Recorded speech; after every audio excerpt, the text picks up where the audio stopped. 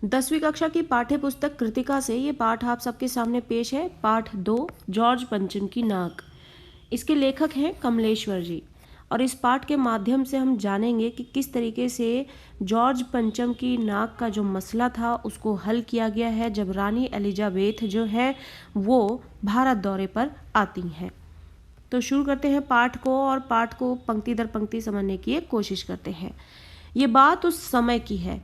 किस समय की है? जब इंग्लैंड की रानी एलिजाबेथ द्वितीय मैं अपने पति के, मैं का मतलब होता है के साथ, एलिजाबेथ अपने पति के साथ हिंदुस्तान पधारने वाली थी। तो एलिजाबेथ जो है वो, जो कि इंग्लैंड की रानी है, वो भारत के दौरे पर आई थी, हिंदुस्तान आ रही थी, पधार रही थी।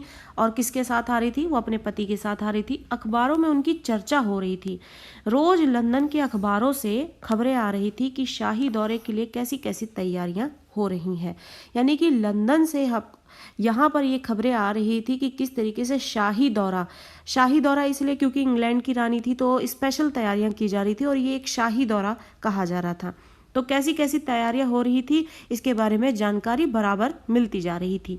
रानी एलिजाबेथ का जो दर्जी है, जो टेलर था उनका, वो बहुत परेशान था कि हिंदुस्तान, पाकिस्तान और नेपाल के दौरे पर रानी कब क्या पहनेंगी। उनका जो सेक्रेटरी है और शायद जासूस भी, शायद का कहने का अर्थ है कि सेक्रेटरी तो था, उसका मेन काम जो है सेक्रेटरी का, लेकिन वो कहीं ना कहीं जासूसी भी करता था।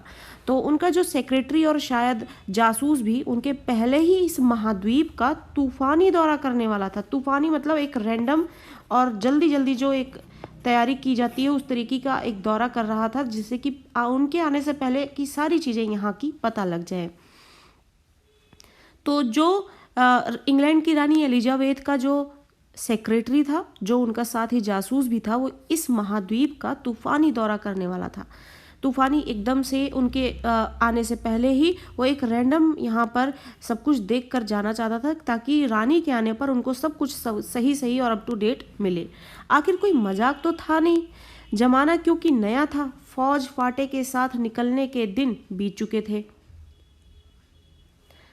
इसलिए फोटोग्राफरों की फौज तैयार हो रही थी। यानी वो पहले जैसा टाइम तो है नहीं जो फौज के साथ यहाँ पे दौरा किया जाएगा। अब तो समय ऐसा है जो कि फोटोग्राफरों की फौज के साथ निकला जाता है किसी भी देश के दौरे पर।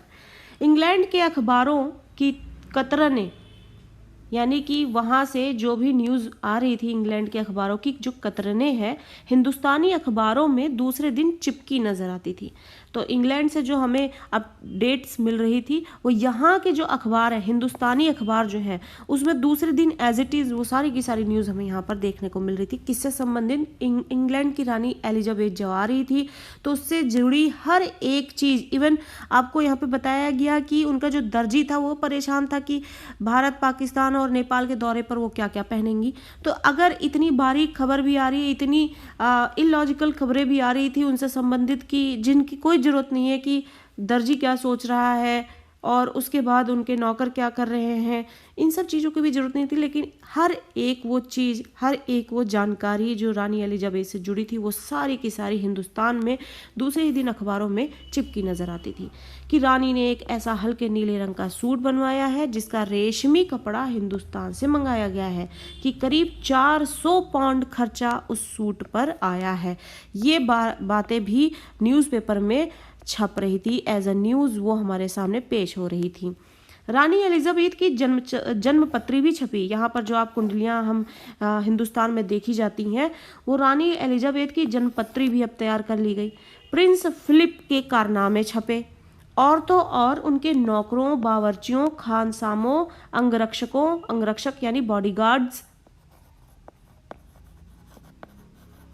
बॉडीगार्ड की पूरी जीवनियाँ देखने में आई।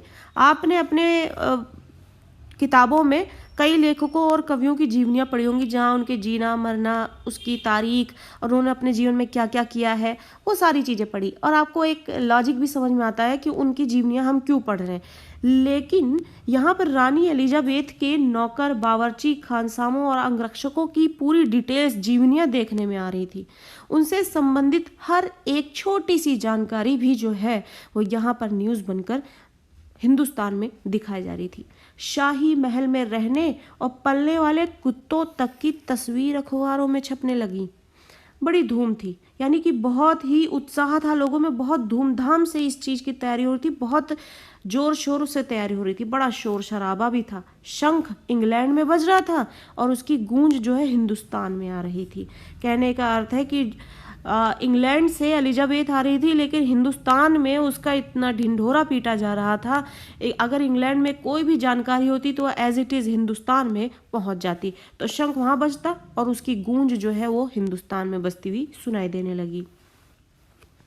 इन खबरों से हिंदुस्तान में सनसनी फैल रही थी, यानी हर दिन कुछ न कुछ नया पता चलता कि रानी एलिजाबेथ से संबंधित हर एक जानकारी, छोटी से छोटी जानकारी डेली अपडेट हो रही थी। और उनके आने से पहले तो डेली हिंदुस्तान में जो है वो एक सनसनी की तरह वो फैल रही थी।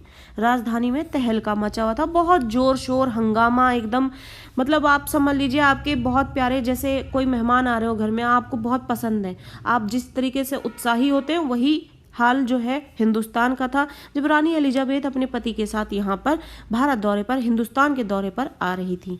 जो रानी 5,000 रुपये का रेशमी सूट पहनकर पालम के हवाई अड्डे पर उतरेगी, पालम हवाई अड्डे की बात हो रही है यहाँ पर कि रानी 5,000 का रेशमी सूट, उस वक्त की बात हो रही है, तो 5,000 का रेशमी सूट बहुत महंगा हुआ करता था। तो पालम के हवाई अड्डे पर वो उतरेंगी, उसके लिए कुछ तो होना ही चाहिए, यानी कुछ तो स्पेशल होना ही चाहिए। रानी एलिजाबेथ आ रही है, पालम के हवाई अड्डे पे उतरेंगी, 5,000 का रेशमी कपड़ा पहना हुआ होगा उन्होंने, तो कुछ तो स्पेशल होना ही चाहिए। कुछ क्या, बहुत कुछ होना चाहिए। जिसके बावर्ची पहले महायुद्ध में जान हथेली पर लेकर लड़ चुके हैं, उसकी शान शौकत के क्या कहने, और वही रानी दिल्ली आ रही है। नई दिल्ली ने अपनी तरफ देखा और बेसाख्ता, यानी कि सडन, स्वाभाविक रूप से ही, सडनली उनके मुंह से ये मतलब बात निकल जाती है कि वो आए हमारे घर, वह आए हमारे घर, खुदा की रहमत, यानी खुदा की हम पर अच्छी नज़र है कि वो हमारे घर आ रहे। कभी हम उनको, कभी हम अपने घर को देखते हैं, और देखते देखते नई दिल्ली का काया पलट होने लगा। और रानी एलिजाबेथ के आने की खबर सुनने के बाद से तो नई दिल्ली का जो काया पलट होता है, जिनकी सड़कें इतनी धूल भरी हुआ करती थी, चारों तरफ कूड़े पड़े होता था, वो इतनी साफ चमकदार नज़र आने लगी है, दिल्ली सजी हुई सी नज़र आने लगी थी, और उसका काया पलट हो गया। और करिश्मा तो ये था कि किसी ने किसी से नहीं कहा, किसी ने किसी को नहीं देखा, पर सड़कें जवान हो गईं, बुढ़ापे की धूल साफ हो गई, इमारतों ने नाज़नीनों की तरह श्रृंगार किया। नाज़नीनों की तरह यानी कि सुंदर स्त्री। जिस तरीके से एक सुंदर स्त्री सज धज के तैयार हो जाती है, उसी तरीके से नई दिल्ली की जो सड़कें हैं वो बुढ़ापे की धूल छोड़कर जवान हो गई थी। इतनी चमकदार सड़कें, और काया पलट तो पहले ही बता दिया गया है कि दिल्ली का पूरा काया पलट ही हो गया। ऐसा दिल्ली का नज़ारा पहले कभी नहीं देखा गया होगा जैसा कि अब दिख रहा है। लेकिन एक बड़ी मुश्किल पेश हो गई, वह थी जॉर्ज पंचम की नाक। अब ये एक थोड़ा मसला हो गया है, यहाँ पर समस्या हो गई है कि इतनी तैयारियां हो रही हैं, इतना जोर शोर से हंगामा, तैयारियां, और सब लोग इतना उत्साह से भरे हुए हैं, लेकिन इस उत्साह के बीच में एक प्रॉब्लम हो जाती है। वो ये कि जॉर्ज पंचम की नाक। नई दिल्ली में सब कुछ था, सब कुछ होता जा रहा था, सब कुछ हो जाने की उम्मीद थी, पर जॉर्ज पंचम की नाक बहुत बड़ी मुसीबत बन गई। नई दिल्ली में सब था, सिर्फ नाक नहीं थी। यानी अब नाक जो है यहाँ पर इज्जत से समझिए आप, नाक नहीं थी, इज्जत से संबंधित ये बात है। तो अब इसे पाठ को पढ़ते रहें और इसी तरीके से बात को समझते रहें। इस नाक की भी एक लंबी दास्तान है। इस नाक के लिए बड़े तहलके मचे थे, किसी वक्त आंदोलन हुए थे राजनीतिक पार्टियों ने। कहने का अर्थ है कि एक अंग्रेज आ रहा है, और एक वक्त था जब भारत अंग्रेज को यहाँ से भगाने के लिए इतनी मेहनत कर रहा था, ना जाने कितने लोगों ने अपने जान गंवाई, ना जाने कितने परिवार उजड़ गए इसी चक्कर में। और आज ऐसी नौबत है कि आज वहीं से अंग्रेजों के आने पर इतनी तैयारियां हो रही हैं। मतलब नाक की बात है, ये इज्जत की बात है। आप अपनी नाक कटा चुके हैं या कटवा रहे हैं, ये वाला यहाँ पर हाल चल रहा था। तो इसलिए बार बार आपको पाठ में जो नाक शब्द है ना, ये इसी तरीके से दोहराता हुआ मिलेगा, क्योंकि नाक शब्द जो है वो इज्जत से जुड़ी बात है। नाक का मतलब इज्जत ही होता है आम जिंदगी में भी, और इस पाठ में भी आपको नाक का मतलब, जहाँ जहाँ नाक की बात की जाए यानी वो इज्जत से जुड़ी बात है कि किस तरीके से जो भारत है, हिंदुस्तान है, वो किस तरीके से अपनी नाक के साथ खिलवाड़ कर रहा है, इज्जत के साथ खिलवाड़ कर रहा है। इस नाक की एक लंबी दास्तान है। इस नाक के लिए बड़े तहलके मचे थे। किसी वक्त आंदोलन हुए थे, राजनीतिक पार्टियों ने प्रस्ताव पास किए थे, चंदा जमा किया गया था, कुछ नेताओं ने भाषण भी दिए थे, गर्मा गर्म बहसें भी हुई थी, अखबारों के पन्ने रंग गए थे। बहस इस बात पर थी कि जॉर्ज पंचम की नाक रहने दी जाए या हटा दी जाए। अब बहस इस बात पे हो रही है कि सब कुछ दिल्ली तो सज रही है, रानी एलिजाबेथ आ रही है, बड़ी समस्या है कि उनकी मूर्ति की पर, जॉर्ज पंचम की मूर्ति की नाक पर जो है नाक टूट गई है, हट गई है उस पर से, तो उसको लगाने की समस्या हो रही है। तो अब डिसाइड किया गया कि रहने देते उसे हटा दी जाए। और जैसा कि हर राजनीतिक आंदोलन में होता है, कुछ पक्ष में थे और कुछ विपक्ष में थे, और ज़्यादातर लोग खामोश थे। खामोश रहने वालों की ताकत दोनों तरफ होती है, वो तटस्थ होते हैं। कहने का मतलब कि वो हाँ बोलेंगे तो हाँ हो जाएंगे, ना बोलेंगे तो वो ना कर देंगे। ये आंदोलन चल ही रहा था। जॉर्ज पंचम की नाक के लिए हथियार बंद पहरेदार तैनात कर दिए गए थे। क्या मजाल कि कोई उनकी नाक तक पहुंच जाए। हिंदुस्तान में जगह जगह ऐसी नाकें खड़ी थी, और जिन तक लोगों के हाथ पहुंच गए उन्हें शान और शौकत के साथ उतारकर अजायब घरों में पहुंचा दिया गया। कहीं कहीं तो शाही लाटों की नाकों के लिए गुरिल्ला युद्ध भी होता गया। गुरिल्ला युद्ध आपने अपने हिस्ट्री की बुक्स में कई बार पढ़ा होगा, गुरिल्ला युद्ध क्या होता है। उसी जमाने में यह हादसा हुआ। इंडिया गेट के सामने वाली जॉर्ज पंचम की लाट की नाक एकाएक गायब हो गई। तो ये तभी की बात बताया जा रहा है कि इंडिया गेट के सामने जो जॉर्ज पंचम की मूर्ति है, उसकी लाट की नाक एकदम से गायब हो जाती है। हथियारबंद जो पहरेदार हैं अपनी जगह तैनात रहते हैं, गश्त लगती रही और लाट की नाक जो है वो चली गई। यानी इतनी सिक्योरिटी है, इतनी पाबंदी है, इतने हथियारबंद पहरेदार वहाँ घूम रहे हैं, उसके बाद भी वहाँ से उनकी जो मूर्ति की पर से जो नाक है वो हट जाती है। रानी आए और नाक ना हो, एकाएक परेशानी बढ़ गई। बड़ी सरगर्मी शुरू हुई, बड़ी मशक्कत हुई। अब लोगों को देश के खैरख्वाहों की एक मीटिंग बुलाई गई। खैरख्वाह कौन? यानी कि जो देश का भला चाहने वाले हैं, उनकी एक मीटिंग अब बुलाई गई। मसला पेश किया गया कि किया क्या जाए। अब वहाँ सभी सहमत थे कि अगर ये नाक नहीं है तो हमारी भी नाक नहीं रह जाएगी। कहने का अर्थ है कि जॉर्ज पंचम की मूर्ति पर अगर नाक नहीं दिखी तो उसका मतलब इसके साथ हमारी भी नाक चली जाएगी, यानी हमारी इज्जत भी चली जाएगी। कि कैसे है जो यहाँ पर जॉर्ज पंचम की मूर्ति पर नाक भी नहीं रह गई। उच्च स्तर पर मशवरे हुए, यानी हाई लेवल पर मशवरे हुए, सलाह हुए, दिमाग खरोचे गए, यानी बड़ी मेहनत करवाई गई दिमाग से, और ये तय किया गया कि हर हालत में इस नाक का होना बहुत ज़रूरी है। ये तय होते ही एक मूर्तिकार को हुक्म दिया गया कि वह फौरन दिल्ली में हाजिर हो। मूर्तिकार यूँ तो कलाकार था पर जरा पैसे से लाचार था। अब मूर्तिकार जिसको बुलाया गया वो पैसे से थोड़ा लाचार था, गरीब था। तो अब देखते हैं कि मूर्तिकार क्या कर रहा है। आते ही उसने हुक्कामों के चेहरे देखे। अजीब परेशानी थी उन चेहरों पर। कुछ लटके हुए थे, कुछ उदास, कुछ बदहवास थे, परेशान थे, और उनकी हालत देखकर लाचार कलाकार की आंखों में आंसू आ गए। वो भी उदास हो गया, परेशान हो गया। तभी एक आवाज़ सुनाई दी, मूर्तिकार, जॉर्ज पंचम की नाक लगानी है। मूर्तिकार ने सुना और जवाब दिया, नाक लग जाएगी, पर मुझे ये मालूम होना चाहिए कि ये लाट कब और कहाँ बनी थी, इस लाट के लिए पत्थर कहाँ से लाया गया था। अब मूर्तिकार को भी पता लग गया है कि ये एक बहुत बड़ा मसला है देश के लिए। वो भी अब जो है यहाँ पर अपने नखरे दिखाकर हाथ साफ करेगा। पहले ही बात बता दी गई है कि मूर्तिकार जो है थोड़ा पैसे से तंग चल रहा था, लाचार चल रहा था। जिस काम के लिए अब उसे लाया गया है तो वो भी अब अपने यहाँ पर हाथ साफ करेगा। सब हुक्कामों ने एक दूसरे की तरफ ताका। एक की नज़र ने दूसरे से कहा कि यह बताने की जिम्मेदारी तुम्हारी है। अब लोगों को ये मालूम ही नहीं है, इसकी कोई डिटेल्स ही नहीं है। खैर मसला हल हुआ, समस्या का हल निकाला गया। एक क्लर्क को फ़ोन किया गया और इस बात की पूरी छानबीन करने का काम सौंप दिया गया। पुरातत्व विभाग की फाइलों के पेट चीरे गए, यानी पुरानी सी पुरानी फाइलें जो हैं निकाली जाने लगी। पेट चीरने का मतलब पेट चीर कर उसमें समाया हुआ चीज़ों को निकालने की कोशिश की जा रही है। तो बड़े बड़े जो गोदाम हैं वो समझ लीजिए, उसमें से बड़ी बड़ी फाइलें जो ना जाने कितने सालों से दबी पड़ी होंगी, उनको निकाल निकाल कर ये अब जानकारी निकालने की कोशिश की जा रही है, पर कुछ पता नहीं चला। क्लर्क ने लौटकर कमेटी के सामने कांपते हुए बयान किया, सर मेरी खता माफ हो, यानी मेरी गलती माफ हो, फाइलें सब कुछ हजम कर चुकी हैं। हुक्कामों के चेहरे पर उदासी के बादल छा गए। एक खास कमेटी बनाई गई और उसके जिम्मे ये काम दे दिया गया कि जैसे भी हो ये काम होना है, और इस नाक का दारोमदार यानी कि जिम्मेदारी जो है वो अब आप पर है। तो एक कमेटी बना दी गई है और इस कमेटी के ऊपर ही ये जिम्मेदारी है कि अब ये नाक का काम जो है ये आप बना कर रखें, किस कैसे भी उनको चाहिए ये काम। तो इस तरीके से इस कमेटी की जिम्मेदारी बन जाती है। आखिर मूर्तिकार को फिर बुलाया गया। उसने मसला हल कर दिया अब की बार। वह बोला, पत्थर की किस्म का ठीक पता नहीं चला तो परेशान मत होइए, मैं हिंदुस्तान के हर पहाड़ पर जाऊंगा और ऐसे ही पत्थर खोज कर ले आऊंगा।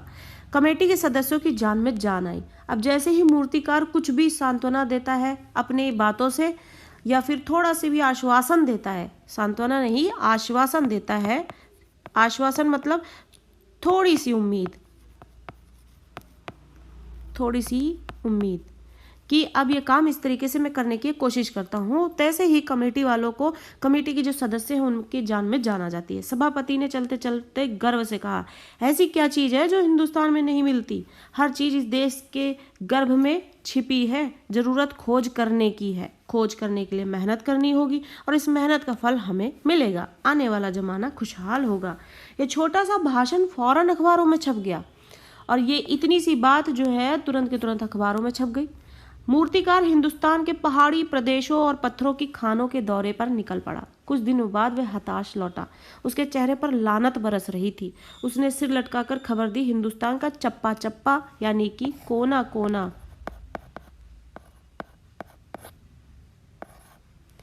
उसने खोज डाला, पर इस किस्म का पत्थर कहीं नहीं मिला। ये पत्थर विदेशी है। सभापति ने तैश में आकर यानी गुस्से में आकर कहा, लानत है आपकी अक्ल पर। विदेशों की सारी चीजें हम अपना चुके हैं, दिल दिमाग तौर तरीके और रहन सहन सब हिंदुस्तान में बाल डांस तक मिल जाता है, तो पत्थर क्यों नहीं मिल सकता? अब आप ये स्टेटमेंट सुनेंगे तो आपको पता लग जाएगा कि किस तरीके से एक वक्त पर हिंदुस्तान जो है अंग्रेजों से अपना पीछा छुड़ा रहा था, और आज ऐसी नौबत आ गई है कि सभापति तैश में आकर बता रहे हैं खुद से ही कि हमने तो विदेशों की सारी चीज़ें अपना रखी हैं, चाहे वो दिल दिमाग हो, चाहे तौर तरीके हो और चाहे रहन सहन हो, और उसी की इज्जत में ही आज यहाँ पर ये काम हो रहे हैं। उसी के लिए इतनी तैयारियां हो रही है। यानी देशवासियों के लिए ये तैयारियां नहीं होती हैं, लेकिन बाहर से अंग्रेजों के आगमन पर इस तरीके की तैयारियां चल रही हैं। तो यहाँ पर यही नाक की बात हो रही है, इज्जत की बात, कि किस तरीके की नाक, कैसी नाक बचाने की कोशिश की जा रही है, जहाँ पर देश का आदमी, देश के जनता जो है वो तड़प रही है, परेशान हो रही है, उसके लिए कुछ नहीं किया जा रहा है। और बाहर से आने पर लोगों के लिए, बाहर से आने पर विदेशियों के लिए इतनी मशक्कत की जा रही है। मूर्तिकार चुप खड़ा था। सहसा उसकी आंखों में चमक आ गई। उसने कहा, एक बात मैं कहना चाहूँगा, लेकिन इस शर्त पर कि यह बात अखबार वालों तक न पहुँचे। सभापति की आंखों में भी चमक आ गई। चपरासी को हुक्म हुआ और कमरे के सब दरवाजे बंद कर दिए गए। तब मूर्तिकार ने कहा, देश में अपने नेताओं की मूर्तियां भी हैं, अगर इजाज़त हो आप तो, और आप लोग ठीक समझे तो मेरा मतलब है, तो जिसकी नाक इस लाट पर ठीक बैठे उसे उतार लाया जाए। सबने सबकी तरफ देखा। अब यहाँ पर एक बात बताई जा रही है कि मूर्तिकार इजाज़त मांगता है कि क्यों ना हम अपने देश में जितनी भी मूर्तियाँ लगी हैं अपने नेताओं की, उनमें से किसी की नाक यहाँ पर देखते हैं फिट हो जाती है तो वो लगा देते हैं। कहने का मतलब है कि जो हमारे नेता हैं जिन्होंने देश को आज़ाद कराया है, इतनी मुश्किल से अंग्रेज़ों से पीछा छुड़ाया है, और उन्होंने देश को आज़ाद करके अपनी नाक को इतनी ऊंची की, आज उन्हीं की नाक को काट कर एक अंग्रेज़ की नाक उसमें मूर्ति में फिट करने की कोशिश की जा रही है। तो इस तरीके की बात यहाँ पे स्टेटमेंट देकर यही बात समझाने की कोशिश की जा रही है। सब ने उसकी तारीफ़ की, उसकी मतलब उसकी बात सबको अच्छी लगी। इस लाट पर ठीक बैठे उसे उतार लाया जाए। मूर्तिकार ने अपनी समझ के अनुसार ये सलाह दी कि अगर उनको ठीक लगता है तो किसी मूर्ति की नाक यहाँ से वहाँ से ले आते हैं और इस पर लगा देते हैं। सबने उसकी तरफ देखा, सबकी आंखों में एक क्षण की बदहवासी के बाद खुशी तैरने लगी। एक क्षण के लिए तो लोग परेशान हो गए, लेकिन उसके बाद खुशी तैरने लगी। सभापति ने धीमे से कहा, लेकिन बड़ी होशियारी से। अब देश के नेता ही ये हरकत कर रहे हैं कि वो अपने देश के नेताओं की इज्जत, जो नाक जो है वो इज्जत से जुड़ी बात है, उस इज्जत को ही वहाँ से कटवा कर नाक निकाल कर उसमें से दूसरे मूर्ति में लगवा रहे हैं। और मूर्तिकार फिर देश दौरे पर निकल पड़ा। मूर्तिकार जो है अब देश के दौरे पर निकल पड़ता है। अब वो चेक करता है वहाँ पर कौन सी वाली, किस मूर्ति पर कौन सी नाक जो है मिलेगी, फिट बैठेगी। जॉर्ज पंचम की खोई हुई नाक का नाप उसके पास था। दिल्ली से वह बम्बई पहुंचा। दादा भाई नौरोजी, गोखले, तिलक, शिवाजी, कवच जहांगीर, सबकी नाकें उसने टटोली, नापी और गुजरात की ओर भागा। गांधी जी, सरदार पटेल, विट्ठल भाई पटेल, महादेव देसाई की मूर्तियों को परखा और बंगाल की ओर चला तो गुरुदेव रविन्द्रनाथ, सुभाष चंद्र बोस, राजा राम मोहन राय आदि को भी देखा। नाप जोख करके, नाप जोख यानी कि सारा नाप वगैरह ले रखा है उसने, सब चेक किया। फिर बिहार की तरफ चला। बिहार होता हुआ उत्तर प्रदेश की ओर गया तो वहाँ पे चंद्रशेखर आजाद, बिस्मिल, मोतीलाल नेहरू, मदन मोहन मालवीय की लाटों के पास गया। घबराहट में मद्रास भी पहुंचा, सत्यमूर्ति को भी देखा और मैसूर, केरल आदि सभी प्रदेशों को दौरा करता हुआ पंजाब भी पहुंच गया। अब पंजाब पहुंचकर वहां पर लाला लाजपत राय और भगत सिंह की लाटों से भी सामना हुआ। आखिर जाकर दिल्ली पहुंचा और उसने अपनी मुश्किल को बयान किया। पूरे हिंदुस्तान की परिक्रमा कराया, सब मूर्तियां देखा है, सबकी नाकों का जो नाप है वो जॉर्ज पंचम की इस नाक से सब बड़ी निकली, यानी कि उनकी इज्जत बड़ी है। हमारे जो नेता हैं, हमारे देश के लिए जो कर गए हैं, देश के लिए जो कर गए हैं, उनकी नाक ऑब्वियस सी बात है बड़ी है कि उन्होंने देश के लिए क्या कुछ नहीं किया है। तो यहाँ पर एक हिडन बात है जो समझाने की कोशिश की जा रही है कि किसी की नाक जो है वो उस नाप की नहीं मिली कि वहां से निकाल कर यहाँ पर लगा दी जाए। क्यों? देश के नेताओं की अपनी इज्जत है, उन्होंने देश के लिए क्या कुछ नहीं किया है। तो यहाँ पर इस बात का, इस स्टेटमेंट का एक गहरा मतलब है। ये सिर्फ यही बात नहीं है कि किसी की भी नाक फिट होने के लिए नहीं मिली है। सुनकर सब हताश हो गए और झुंझलाने लगे। मूर्तिकार ने ढांढस बंधाते हुए आगे कहा, सुना है कि बिहार सेक्रेटेरिएट के सामने सन 42 में शहीद होने वाले बच्चों की मूर्तियां स्थापित है, शायद बच्चों की नाक ही फिट बैठ जाए। ये सोचकर वहां भी पहुंचा, पर उन बच्चों की नाकें भी इससे कहीं बड़ी बैठती हैं। अब बताइए मैं क्या करूं। राजधानी में सब तैयारियां थी। जॉर्ज पंचम की लाट को मल मल कर नहलाया गया था, रोगन लगाया गया था, सब कुछ हो चुका था, सिर्फ नाक नहीं थी। बात फिर बड़े हुक्कामों तक पहुंची, बड़े लोगों तक पहुंची, बड़ी खलबली मची। अगर जॉर्ज पंचम की नाक ना लग पाई तो फिर रानी का स्वागत करने का मतलब क्या बनता है? फिर तो यह तो अपनी नाक कटाने वाली बात हो गई। लेकिन मूर्तिकार पैसे से लाचार था, यानी हार मानने वाला कलाकार नहीं था। एक हैरत अंगेज ख्याल उसके दिमाग में कौंधा और उसने पहली शर्त दोहराई। जिस कमरे में कमेटी बैठी हुई थी उसके दरवाजे फिर बंद हुए और मूर्तिकार ने अपनी नई योजना को पेश किया।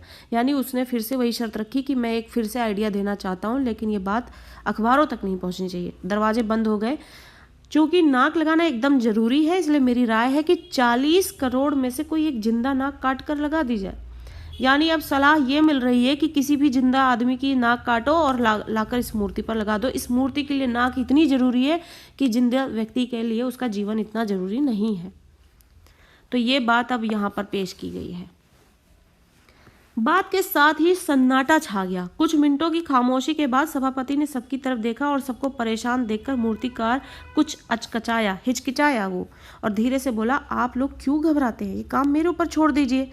नाक चुनना मेरा काम है, आपकी सिर्फ इजाज़त चाहिए। कानाफूसी हुई, यानी सबने कानों में एक दूसरे से कुछ न कुछ कहा और मूर्तिकार को इजाज़त दे दी गई। यानी सभी लोग तैयार हो गए इस बात पर भी कि जिंदा आदमी की नाक काट कर लगा दी जाए। अब अखबारों में सिर्फ इतना छपा कि नाक का मसला हल हो गया है और राजपथ पर इंडिया गेट के पास वाली जॉर्ज पंचम की लाट के नाक लग रही है। नाक लगने से पहले फिर हथियारबंद पहरेदारों की तैनाती हुई। मूर्ति के आसपास का तालाब सुखाकर साफ किया गया, उसकी रवाब निकाली गई और ताज़ा पानी डाला गया ताकि जो जिंदा नाक लगाई जाने वाली थी वह सूखने ना पाए, यानी वो इज्जत बनी रहे। जो इज्जत वो समझते हैं कि जॉर्ज पंचम की नाक लगने से ही बन सकती है, ना कि आप अपने देश के लिए, जनता के लिए क्या कर रहे हैं और किस तरीके से आप अपने देश को बना रहे हैं, आगे बढ़ा रहे हैं, उससे नहीं, बल्कि वो अपनी इज्जत इससे समझते हैं कि जॉर्ज पंचम की नाक जो टूट गई उसको लगाने से उनकी इज्जत बनेगी। इस बात की खबर जनता को नहीं थी। ये सब तैयारियां भीतर भीतर चल रही थी। रानी के आने का दिन अब नजदीक आता जा रहा था और मूर्तिकार खुद अपने बताए हल से अब परेशान था। मूर्तिकार ने जो हल बताया था अब उसको उसी से वो खुद ही परेशान है कि ये काम होगा कैसे। जिंदा नाक लाने के लिए उसने कमेटी वालों से कुछ और मदद मांगी, वह उसे दी गई, लेकिन इस हिदायत के साथ ही एक खास दिन हर हालत में नाक लग जानी चाहिए। और वह दिन आया। जॉर्ज पंचम के नाक लग गई। अब वो दिन आ गया जिस दिन को फिक्स किया गया था कि इस दिन तक काम हो जाना चाहिए। अब वो दिन आ गया है, जॉर्ज पंचम की नाक लग गई है। सब अखबारों ने खबरें छापी कि जॉर्ज पंचम के जिंदा नाक लगाई गई है, यानी ऐसी नाक जो कतई पत्थर की नहीं लगती है।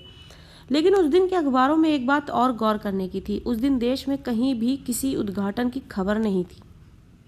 किसी ने कोई फीता नहीं काटा था, कोई सार्वजनिक सभा नहीं हुई थी, कहीं भी किसी का अभिनंदन नहीं हुआ था, कोई मानपत्र भेंट करने की नौबत नहीं आई थी, किसी हवाई अड्डे या स्टेशन पर स्वागत समारोह नहीं हुआ था, किसी का ताज़ा चित्र नहीं छपा था। सब अखबार खाली थे। पता नहीं ऐसा क्यों हुआ था। नाक तो सिर्फ एक चाहिए थी और वो भी बुद्ध के लिए।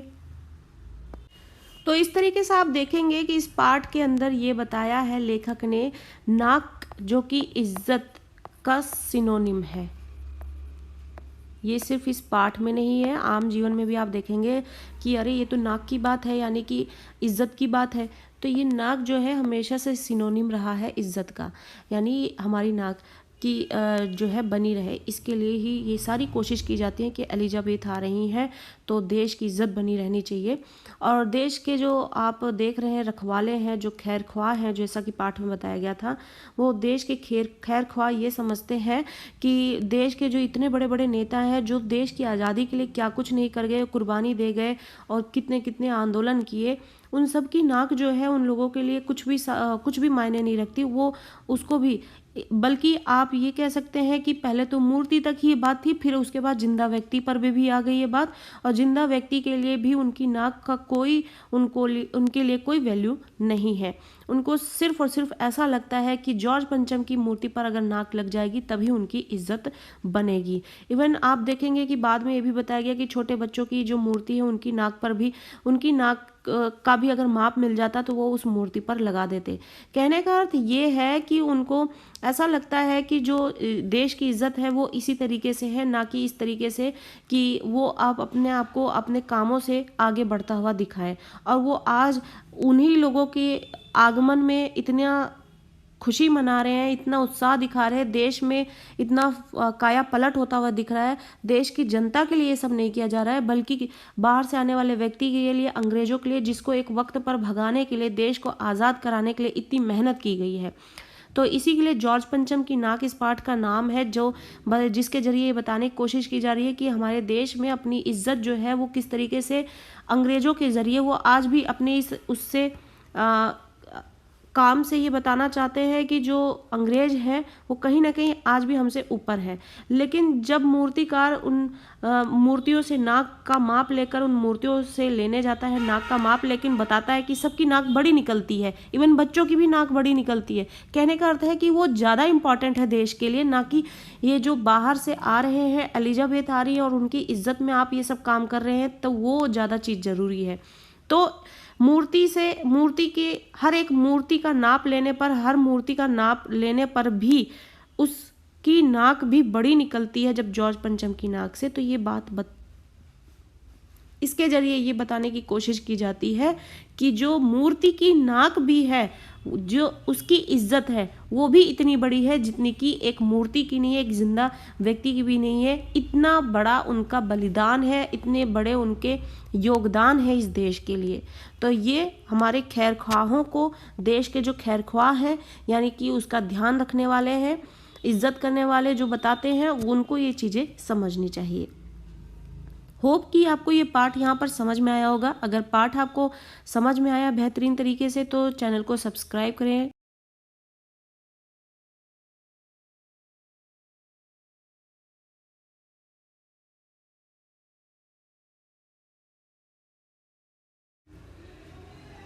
प्रश्न नंबर 1, जॉर्ज पंचम की नाक की लंबी दास्तान क्या है?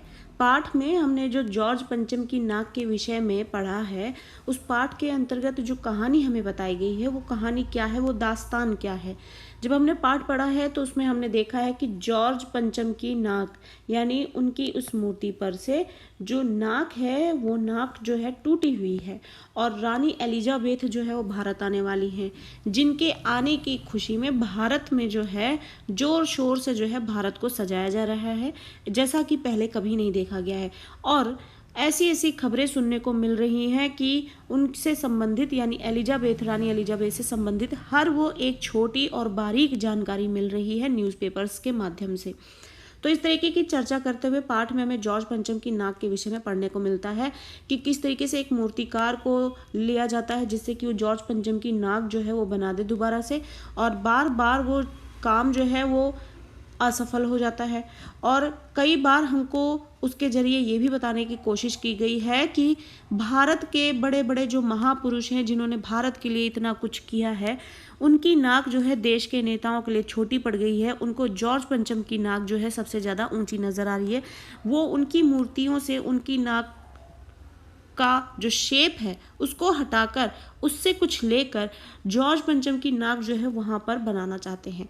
तो ऐसे कहानी के माध्यम से लेखक जो है बहुत बड़ी बात समझा देते हैं जॉर्ज पंचम की नाक पाठ के माध्यम से। अब जो वही है प्रश्न हमसे पूछा जा रहा है कि जॉर्ज पंचम की जो नाक पाठ है उसमें एक लंबी दास्तान बताएगी, वो क्या है? तो जॉर्ज पंचम की नाक की एक लंबी दास्तान है।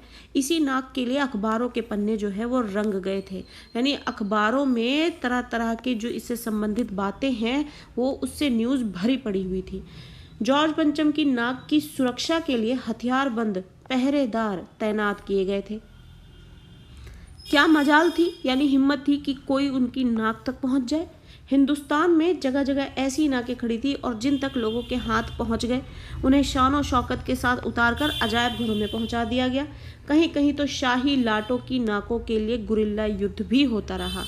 अब आप यहाँ पर देखेंगे एक साधारण सी बात पढ़ रहे हैं कि नाक के लिए कितनी बड़ी पहरेदारी, हथियारबंद पहरेदारों की तैनाती है, लेकिन इसमें जो एक हिडन बात है जो हमें समझना है वो ये है कि जॉर्ज पंचम की नाक की सुरक्षा, जॉर्ज पंचम जो कि हमारे भारतीय नहीं है, जिन्होंने भारत के लिए कुछ किया नहीं है, जो हमारे भारत के बड़े बड़े महान और महापुरुष लोग जो हैं जिन्होंने देश के लिए ना जाने क्या कुछ किया है, उनके नाक के लिए इतने बड़े हथियारबंद पहरेदारों की तैनाती कभी नहीं हुई। क्या उनकी नाक हमारे देश के नेताओं के लिए छोटी है यानी उनकी इज्जत कम लगती है, और जॉर्ज पंचम की नाक उनके लिए बहुत बड़ी नाक है यानी कि उनकी इज्जत जो है बहुत बड़ी इज्जत है जिसके लिए हथियारबंद पहरेदार तैनात कर दिए गए। क्या मजाल थी कि उनकी नाक तक कोई पहुंच जाए। हिंदुस्तान में जगह जगह ऐसी नाकें खड़ी थी जिन तक लोगों के हाथ पहुंच गए। हिंदुस्तान में आप देखेंगे जगह जगह हमारे जो महान पुरुष हैं भारत के, जिन्होंने देश के लिए बहुत कुछ किया, उनकी मूर्तियां आपको कहीं ना कहीं जरूर हर जगह मिल जाएंगी। तो क्या उन तक वो हथियारबंद पहरेदार तैनात नहीं करने चाहिए थे? क्या उनकी नाक ऊंची नहीं है? उन्हें शानो शौकत के साथ उतार कर अजायब घरों में पहुंचा दिया गया। कहीं कहीं तो शाही लाटों की नाकों के लिए गुरिल्ला युद्ध भी होता रहा। उसी जमाने में ये हादसा हुआ है। इंडिया गेट के सामने वाली जॉर्ज पंचम की लाट की नाक एकाएक गायब हो गई। हथियारबंद पहरेदार अपनी जगह तैनात रहे, गश्त लगती रही और लाट की नाक जो है वो चली गई। और इस तरीके से जॉर्ज पंचम की नाक जो है, जब रानी एलिजाबेथ यहाँ भारत विजिट करने वाली थी तो उनके लिए जॉर्ज पंचम की नाक जो है सबसे बड़ी इज्जत बन गई, और उनकी नाक को लगाने के लिए ना जाने कितनी भरसक कोशिशें जो है की जा रही थी। जहाँ पर आप देखेंगे पाठ में ये बताया गया है कि जो हमारे देश के महान पुरुष हैं, नेता हैं, उनकी जो मूर्ति है उन पर से भी नाक लाकर लगाने, या फिर आप सबसे बड़ी बात देखेंगे कि जिंदा आदमी, आखिरी चारा जो बताया जाता है वो ये कि जिंदा किसी आदमी की नाक लाकर लगा, मतलब जीते जाते आदमी की कोई इज्जत नहीं, कोई वैल्यू नहीं है बाहर के किसी आदमी की इज्जत के लिए। तो ये सब जो है इस बात के जरिए जो है लेखक जो है जॉर्ज पंचम की नाक के माध्यम से, पाठ के माध्यम से हमें इतनी बड़ी बात बता रहे हैं कि हमारे ही देश का जो वासी है, हमारे ही जो भाई बंधु हैं और हमारे देश के लिए जो इतने बड़े बड़े बलिदान देने वाले लोग हैं, वो पुरुष, महान पुरुष और नेता जो है, उनकी इज्जत इतनी मायने नहीं है जितनी जॉर्ज पंचम की नाक जो है मायने रखती है, उनकी इज्जत मायने रखती है। तो यही एक लंबी दास्तान है जो इस पाठ में बताई जा रही है। प्रश्न नंबर 2, मूर्तिकार ने नाक के लिए कहाँ कहाँ जाकर किन नेताओं की मूर्तियों की नाक टटोली। यानी मूर्तिकार जो है बैक टू बैक आप देखेंगे पाठ में सजेशन दिए जा रहा है कि अब अगर ये काम नहीं हो पाया तो मैं दूसरा सजेशन दे रहा हूँ, ये भी हम कर सकते हैं। तो जब वो सजेशन आया जिसमें वो बताता है कि हम कुछ नेताओं की जो मूर्तियां हैं उनमें से उनकी नाक जो है टटोलते हैं, जो एडजस्ट हो जाएगी वो ले आते हैं। तो वो कहाँ कहाँ जाते हैं, ऐसे नेताओं, कौन कौन से नेताओं की मूर्तियों को ये टटोलते हैं। मूर्तिकार जो है वो जॉर्ज पंचम की नाक की नाप लेता है पहले, फिर संपूर्ण देश के दौरे पर निकल पड़ता है। दिल्ली से मुंबई यानी बम्बई जाकर दादा भाई नौरोजी, गोखले, तिलक, शिवाजी आदि की नाकों को टटोला गया। यानी टटोलना मतलब चेक किया गया कि इसमें से कौन सी नाक जो है इस नाप की है, एडजस्ट हो जाएगी। फिर मुंबई से गुजरात गए, गुजरात जाकर उन्होंने गांधी जी को, फिर पटेल जी को, फिर महादेव देसाई जी को, उनकी मूर्तियों को नाकें टटोली। फिर गुजरात से बंगाल गए और बंगाल जाकर उन्होंने रविन्द्रनाथ टैगोर जी की टटोली नाक, फिर सुभाष चंद्र बोस, राजा राममोहन रॉय की नाक टटोली। फिर बिहार में जाकर उन्होंने शहीद बच्चों की नाकों को भी टटोला। उत्तर प्रदेश गए और वहाँ पर चंद्रशेखर आज़ाद की टटोली और बिस्मिल की उन्होंने नाक टटोली। फिर मोतीलाल नेहरू की नाक टटोली और फिर मदन मोहन मालवीय। और घबराहट में फिर वो मद्रास पहुंचकर सत्यमूर्ति की मूर्ति को भी उन्होंने देखा। मैसूर गए, केरल प्रांतों का दौरा किया करते हुए वो पंजाब गए और वहां जाकर उन्होंने लाला लाजपत राय की, फिर भगत सिंह की लाटों का निरीक्षण किया।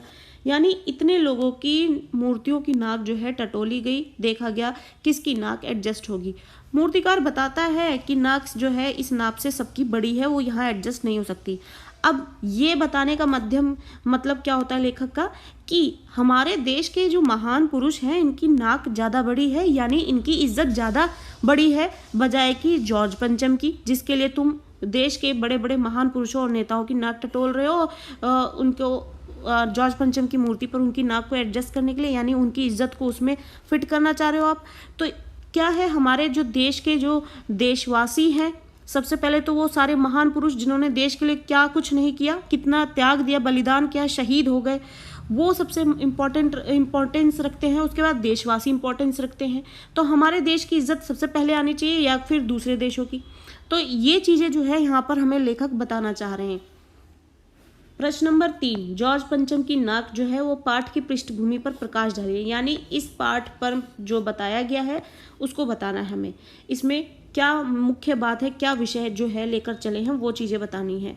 जॉर्ज पंचम की नाक की पृष्ठभूमि उस समय की है, यानी ये उस समय की बात है, उस समय का विषय है जब इंग्लैंड की रानी एलिजाबेथ द्वितीय अपने पति के साथ हिंदुस्तान पधारने वाली थी। अखबारों में नित्य उनकी चर्चा हो रही थी। रोज लंदन के अखबारों से खबरें आ रही थी कि शाही दौरे के लिए कैसी कैसी तैयारियां हो रही हैं। रानी एलिजाबेथ का दर्जी जो है वो परेशान था कि हिंदुस्तान, पाकिस्तान और नेपाल के दौरे पर रानी अब कब क्या पहनेंगी। उनका सेक्रेटरी और जासूस भी एलिजाबेथ के आने से पहले ही इस महाद्वीप का तूफानी दौर करने वाले थे। कहने का मतलब है रानी एलिजाबेथ इससे पहले कि यहाँ विजिट करे, उससे पहले उनका सेक्रेटरी जो है यहाँ पर आकर सब कुछ एडजस्ट करना चाहता है और उसके अनुकूल देखना चाहता है कि जो है देश में आने लायक है ना, विजिट करने लायक है या नहीं, माहौल एडजस्टेबल होगा या फिर अनुकूल होगा, देन वो जो है यहाँ पर विजिट करेंगे। तो ये एक प्रोसेस है जिसमें ये सब कुछ, तो यही पृष्ठभूमि जो है यही विषय है इस पाठ का, जॉर्ज पंचम की नाक, जिसमें उन्होंने मेनली जो बात है वो यहाँ से शुरू होती है, जिसके जरिए पूरा का पूरा भारत जो है सजने संवरने लग जाता है, जैसा कि पहला कभी नहीं देखा गया। और फिर बाद में मुसीबत सामने आती है कि जॉर्ज पंचम की जो नाक है वो गायब मिलती है, जो इंडिया गेट पर थी वो मूर्ति, उस पर से जो है जॉर्ज पंचम की नाक गायब होती है, जिसके लिए बड़े बड़े नेताओं, महान पुरुषों की नाकों को एडजस्ट करने की कोशिश की, यानी कि उनकी इज्जत को इनकी इज्जत में फिट करने की कोशिश की गई, जो कि बहुत गलत बात है कि हमारे ही देश के महान पुरुष जो हमारे देश के लिए ना जाने क्या क्या नहीं किए और उनकी इज्जत जो है उनको आज इनके आगे कम लग रही है। तो ये सारी बातें जो है यहाँ पर समझाना चाहते हैं पाठ के माध्यम से लेखक।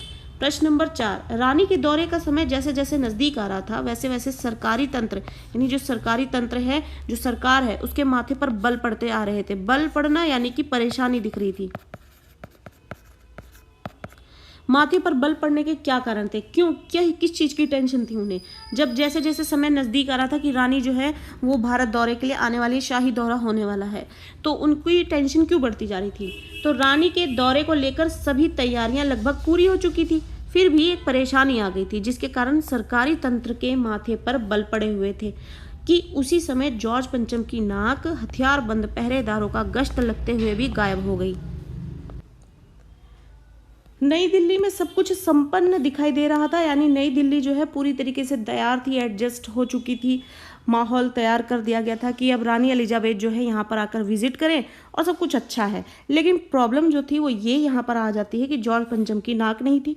तंत्र के लिए यानी सरकार के लिए नाक की बात थी, उनकी इज्जत की, नाक की बात का मतलब इज्जत, जहाँ नाक की बात आती है यानी वो इज्जत है, इज्जत की बात की जा रही है कि समय रहते नाक कैसे लगवाई जाए, और ये प्रश्न सामने आ जाता है। प्रश्न नंबर 5, रानी के आने से पहले नाक को लगवाने के लिए क्या प्रबंध किए गए। अब रानी एलिजाबेथ जो है वो आने वाली है भारत विजिट के लिए, दौरे के लिए आने वाली हैं, लेकिन जो जॉर्ज पंचम की नाक है वो गायब है। उसको एडजस्ट कराने के लिए या बनवाने के लिए क्या क्या कोशिशें की गई हैं, यहाँ पर ये प्रश्न पूछा जा रहा है। तो रानी के आने से पहले नाक कैसे लगवाई जाए, इसके लिए निम्नलिखित प्रबंध किए गए। पहला ये कि देश के खैर ख्वाहों, यानी जो देश की फिक्र करने वाले हैं, यानी जो सरकारी तंत्र हैं जो हमारे, उसमें जो हमारे बड़े बड़े नेता हैं या फिर जो उनके रखवाली करने वाले हैं, उनकी मीटिंग बुलाई गई और मसला जो है यानी जो समस्या है उसको पेश किया गया कि क्या किया जाए। सबसे पहला स्टेप ये लिया गया। फिर उसके बाद ये स्टेप लिया गया कि उच्च स्तर पर निर्णय लिया गया कि हर हालत में नाक होना बहुत ज़रूरी है, कैसे भी नाक लगवाई जाए। फिर तीसरा स्टेप ये कि अंत में निर्णय हुआ और एक मूर्तिकार को दिल्ली आने का हुक्म दिया गया और मूर्तिकार दिल्ली हाजिर हुआ और फिर उसको इजाज़त दी गई कि किसी न किसी तरीके से मूर्ति पर जो है नाक को लगाया जाए, और इस तरीके से रानी के आने से पहले नाक को लगवाने के लिए ये प्रबंध और ये कोशिशें की गई। प्रश्न नंबर 6, मूर्तिकार दिल्ली आया और उसकी आंखों में आंसू आ गए। क्यों मूर्तिकार जो है वो दिल्ली आता है, मूर्तिकार को जॉर्ज पंचम की नाक जो है लगाने के लिए काम मिलता है, वो दिल्ली आता है उसके लिए और उसकी आंखों में आंसू आ जाते हैं। क्यों मूर्तिकार ने दिल्ली आकर हुक्कामों के चेहरे देखे तो उनके चेहरों पर अजीब परेशानी दिखाई दी। हुक्कामों यानी जो हमारे जो देश के खैरख्वाह हैं, उनके वो बहुत परेशान थे और उन्होंने मूर्तिकार को इसी के लिए बुलाया था कि वो जॉर्ज पंचम की नाक लगा सकें। कुछ चेहरे लटके हुए थे और कुछ उदास थे और कुछ बदहवास थे, होश उड़े हुए थे, यानी उनकी हालत देखकर लाचार मूर्तिकार की आंखों में आंसू आ गए। मूर्तिकार उनकी इस परेशानी को जानना चाहता था। तभी एक आवाज़ सुनाई दी, मूर्तिकार जॉर्ज पंचम की नाक लगानी है। और इस तरीके से जो मूर्तिकार है वो देश के जो हुक्कामों हैं और जो खैर ख्वाह हैं, यानी आप कहिए तो उनकी परेशानी को देखकर वो परेशान हो जाता है और जब उसको ये बात सुनाई देती है मूर्तिकार जॉर्ज पंचम की नाक लगानी है, तो ये जो है उसका काम जो है उसे यहाँ पर इस तरीके से बताया जाता है और उसकी आंखों में आंसू इसीलिए आते हैं कि वो सभी लोगों को परेशान वहाँ पर देखता है। प्रश्न नंबर 7, जॉर्ज पंचम की नाक लगानी है सुनकर मूर्तिकार ने क्या कहा और उसका हुक्कामों पर क्या प्रभाव पड़ा। जब मूर्तिकार को ये बोला गया कि जॉर्ज पंचम की नाक लगानी है तो ये बात सुनकर मूर्तिकार ने क्या कहा और उसका हुक्कामों पर क्या प्रभाव पड़ा, उनको क्या ये इस बात से क्या प्रभाव पड़ा। जॉर्ज पंचम की नाक लगानी है सुनकर मूर्तिकार ने कहा कि नाक लग जाएगी, पर मुझे ये मालूम होना चाहिए कि ये लाट कब और कहाँ बनी थी, उस लाट के लिए पत्थर कहाँ से लाया गया था, यानी उसको सारी इन्फॉर्मेशन चाहिए कि किस मटेरियल से जो है मूर्ति बनी थी और जो है फिर उस मटेरियल को लाया जाएगा और फिर वो मूर्तिकार मूर्ति के पास जाएगा, नाप लेगा, सब कुछ देखेगा और फिर उस पर वो बना देगा। मूर्तिकार की बातें सुनकर सभी हुक्काम एक दूसरे की ओर ताकने लगे, देखने लगे। एक की नज़र ने दूसरे से कहा कि ये बताने की जिम्मेदारी तुम्हारी है। अंत में निर्णय हुआ, एक क्लर्क को फोन कर बुलाया गया और उसे इस बात का पता लगाने का काम सौंप दिया गया। यानी मूर्तिकार जो है ये प्रश्न करता है कि वो लाट का जो पत्थर, इस लाट के लिए जो पत्थर लाया गया था वो कहाँ से लाया गया था, यानी मटेरियल जो है वो कहाँ से कहाँ का यूज़ किया गया है। अब इसकी भी जानकारी नहीं है किसी को। इसके लिए फिर क्लर्क को बुलाया गया, क्लर्क को ये काम सौंपा गया कि जो ये प्रश्न पूछा जा रहा है इसका जवाब देना है, यानी इसकी जानकारी देनी है, तो इसकी जानकारी देने के लिए तुम्हें ये काम सौंपा जाता है। तो जानकारी, जो हमारे देश के खैरख्वाह हैं उन्हें जानकारी किसी भी चीज़ की नहीं है, लेकिन वो हमारे देश के खैरख्वाह हैं। तो हर जगह जो है लेखक जो भी बात कर रहा है यहाँ पाठ में टॉन्ट मार रहा है कि जो हमारे देश के रखवाले हैं उनको किसी चीज़ की जानकारी नहीं है। काम दिया जा रहा है जिनके लिए नाक सबसे बड़ी इज्जत का काम हो गया, वो भी हमारे देश के जो सबसे बड़े नेता हैं, महान पुरुष हैं, जो हमारे देश के लिए शहीद हो गए, उनकी इज्जत उनके आगे कुछ भी नहीं नज़र आ रही है। तो ये जो जिम्मेदारी लिए हुए बैठे हुए हैं उनके पास ना जानकारी है और ना ही किसी चीज़ की समझ है। तो हर चीज़ में एक टॉन्ट है। तो जॉर्ज पंचम की नाक लगानी है, इस पर जो मूर्तिकार है वो एक प्रश्न रख देता है कि ये इसका जो मटेरियल है वो कहाँ का यूज़ किया गया, कहाँ से लाया गया था। अब ये चीज़ की जानकारी भी जो है हुक्कामों को नहीं पता है और वो परेशान हो जाते हैं और फिर उनको एक क्लर्क जो है फिर लाना पड़ता है और वो उसको जिम्मेदारी दी जाती है कि वो इसका पता लगाकर बताए।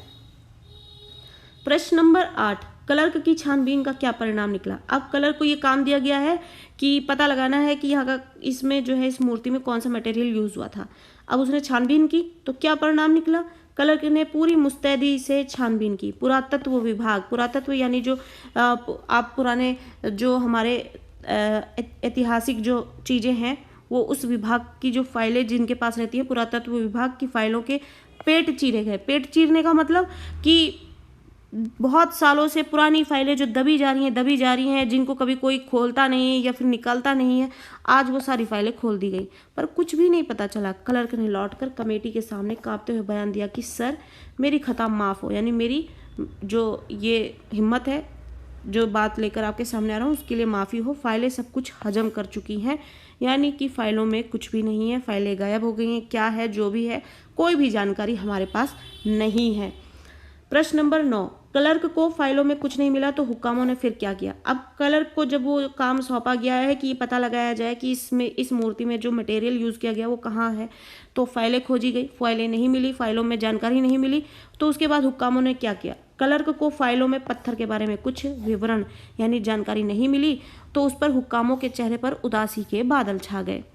फिर एक खास कमेटी बनाई गई और उसके जिम्मे ये काम दे दिया गया कि जैसे भी हो ये काम होना है और इस नाक का दारोमदार कमेटी पर है। तो इस तरीके से अब जो है हुक्कामों ने ये काम जो है आगे बढ़ाया और ये काम जो है इसके लिए एक कमेटी बनाई गई और उस कमेटी पर ये सारे का सारा जो जिम्मेदारी है, दारोमदार मतलब की जिम्मेदारी कि वो जो कमेटी है वो सारा काम अब इसके बारे में देखे और काम पूरा का पूरा समय पर होना चाहिए। प्रश्न नंबर 10, सभापति का कौन सा छोटा सा भाषण अखबारों में छप गया। सभापति को जब मूर्तिकार ने आश्वासन दे दिया तब सभापति ने बड़े गर्व से कहा, ऐसी क्या चीज़ है जो हिंदुस्तान में मिलती नहीं है। हर चीज़ इस देश के गर्भ में छिपी है। ज़रूरत खोज करने की है, खोज करने के लिए मेहनत करनी होती है और इस मेहनत का फल हमें मिलेगा। आने वाला ज़माना खुशहाल होगा। ये छोटा सा भाषण अखबारों में छप गया, यानी मूर्तिकार ने यह आश्वासन दिया कि काम बहुत आसान है, मैं कर दूंगा। और ये काम इतना भी आसान नहीं था जो आगे चल के उनको पता लगा। और इसी गर्व में सभापति ने जो है भाषण दे दिया कि ऐसा कौन सा काम है जो हम नहीं कर सकते और इस तरीके से हमारे जो हम मेहनत करते हैं ऐसी ही मेहनत का रिजल्ट जो है हमारे देशवासियों को देखने को मिलेगा, जिसकी वजह से हमारा देश जो है खुशहाल होगा। और ये छोटा सा भाषण फिर जो है अखबारों में छप गया। प्रश्न नंबर 11, मूर्तिकार के जो पत्थर ढूंढने के असफल प्रयास थे उस पर सभापति ने मूर्तिकार से क्या टिप्पणी की। यानी मूर्तिकार ने जो पत्थर ढूंढने की कोशिश की वो पत्थर नहीं मिला, वो असफल हो गया। उसकी इस कोशिश पर सभापति ने मूर्तिकार से क्या कहा, या फिर सभापति के तैश का क्या कारण था। यानी सभापति को जो है गुस्सा क्यों आता है, क्योंकि जब मूर्तिकार पत्थर ढूंढने जाता है लेकिन वो असफल हो जाता है, उसे पत्थर नहीं मिलता है। इस पर सभापति को गुस्सा आ जाता है, तैश आ जाता है और उसने मूर्तिकार से फिर क्या कहा गुस्से में। तो ये किसी भी फॉर्म में ये क्वेश्चन पूछा जा सकता है। मूर्तिकार से यह सुनकर हिंदुस्तान का चप्पा चप्पा खोज डाला पर इस किस्म का पत्थर कभी कहीं नहीं मिला। ये पत्थर जो है वो विदेशी है।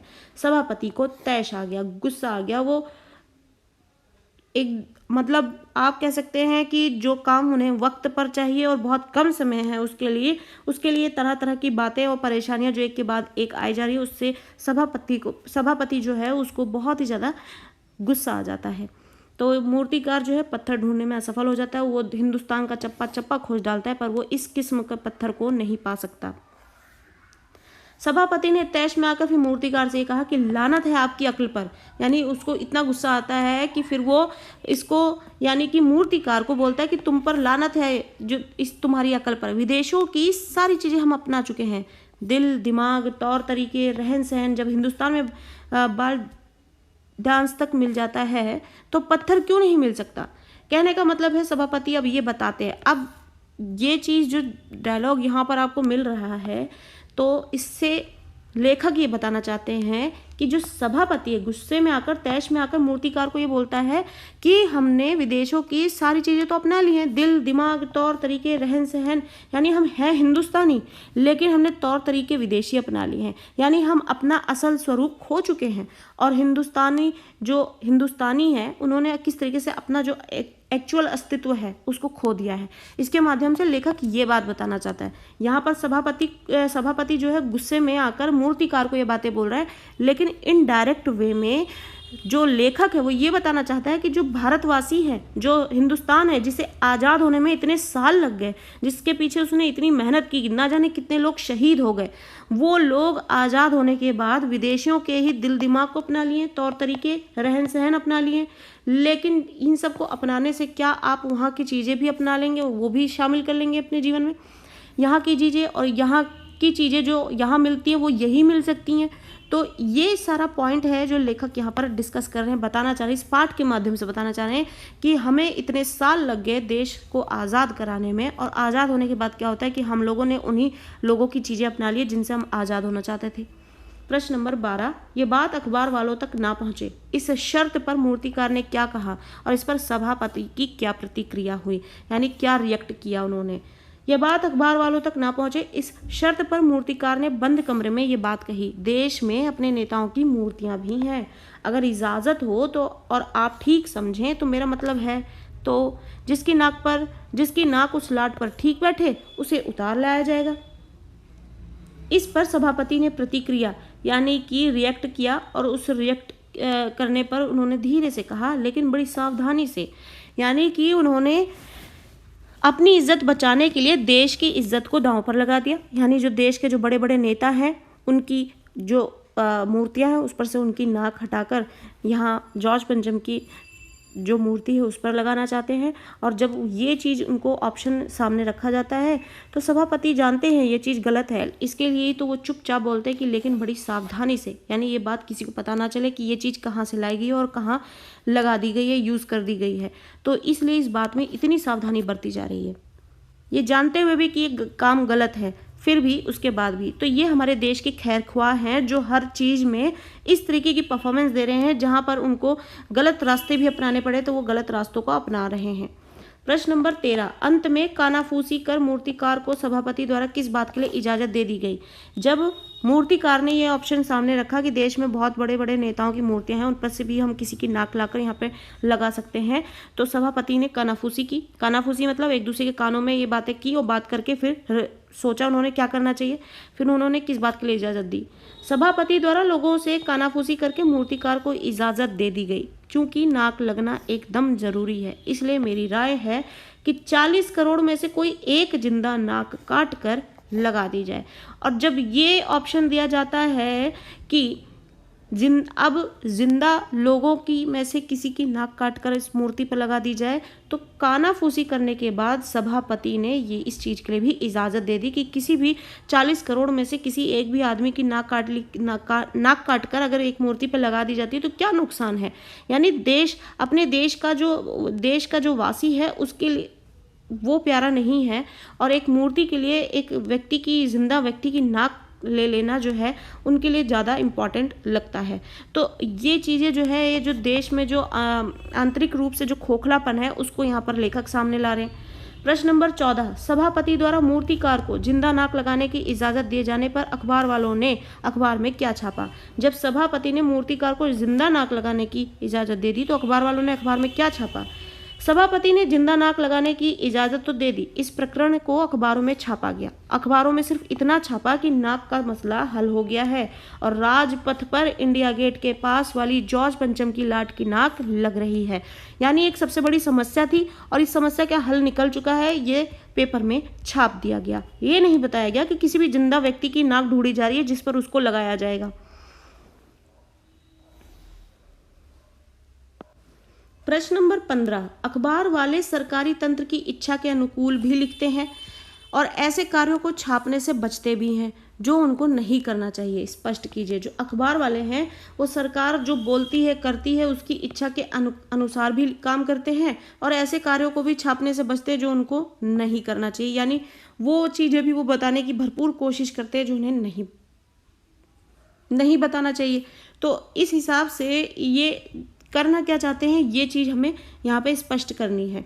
अखबार वाले जो है वो सरकारी तंत्र की प्रशंसा में तो खूब रस लेकर छोटी सी भी बात को छापते हैं, किंतु जिस कार्य से सरकार की पोल खुलती है, यानी जो सरकार को सामने रख देती है, यानी कि पीछे से वो छुपे छुपे जो काम कर रहे हैं जो लोगों के हक में नहीं होते, अगर वो पोल खोलने वाली बात होती है तो उससे या तो वो बचते हैं या उसमें शब्दों की हेरफेर करके अनर्थ को अर्थवान बनाकर प्रस्तुत कर देते हैं, यानी गलत काम को सही काम के रूप में पेश कर देते हैं। अखबार वालों का क्या काम है, या सरकारी तंत्र की जो अच्छी बातें होती हैं उनको वो तो छाप देते हैं, लेकिन जब जहाँ सरकार की पोल खुलनी होती है वहाँ पर उनके गलत कामों में इस तरीके का कनेक्टिविटी बना देते हैं कि वो अर्थवान यानी वैल्यूएबल काम लगने लग जाए, तो वो उसको इस तरीके से छापते हैं। इस प्रकार जिंदा नाक लगाने के शर्मनाक दिन कोई अखबार इस घटना को यथार्थ छाप कर या कोई लेख लिख अपनी साहसिक और ईमानदार छवि प्रस्तुत नहीं कर सका। यानी अखबार वाले इस न्यूज़ को छाप सकते थे, लेकिन उन्हें सरकारी तंत्र का साथ देना होता है, जिसकी वजह से उन्होंने इस बात को नहीं छापा कि एक जिंदा व्यक्ति की नाक को काट कर जॉर्ज पंचम की मूर्ति पर लगाने की कोशिश की जा रही है, जिससे कि जनता में जो है गुस्सा भड़क जाता और फिर उसके जो है आप सरकारी तंत्र जो है उसको उसका जवाब देना पड़ता, या फिर उसके लिए उसको किसी भी तरीके का जो अपने आप को जवाबदेह रूप में पेश करना पड़ता।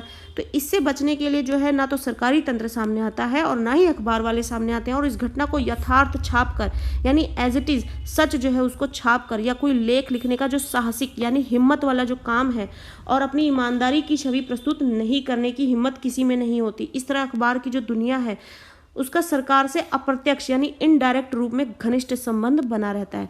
यानी अखबार वाले जो है कहीं ना कहीं इनडायरेक्ट वे में वो सरकार से जुड़े होते हैं, जहां वो उसके इनडायरेक्ट वे में उससे रिश्ते जोड़कर उसकी अच्छी बातों को छापते हैं और बुरी बातों को जो है जो कि देश के सामने ना आ पाए, देशवासी उसे ना जान पाए, उसको छुपाते फिरते रहते हैं, जैसा कि आजकल हर कोई जानता है न्यूज़ चैनल्स क्या करते हैं। प्रश्न नंबर 16, जॉर्ज पंचम की लाट पर जिंदा नाक लगाने के दिन समारोह न होने के क्या कारण रहे होंगे? जिस दिन जॉर्ज पंचम की लाट पर जिंदा नाक लगने का काम होता है उस दिन समारोह नहीं होने के क्या कारण होते हैं? उसके कई कारण थे। पहला ये कि मूर्तिकार की जिंदा नाक लगाने की योजना ने सबको हतप्रभ कर दिया था, यानी कि हैरान कर दिया था।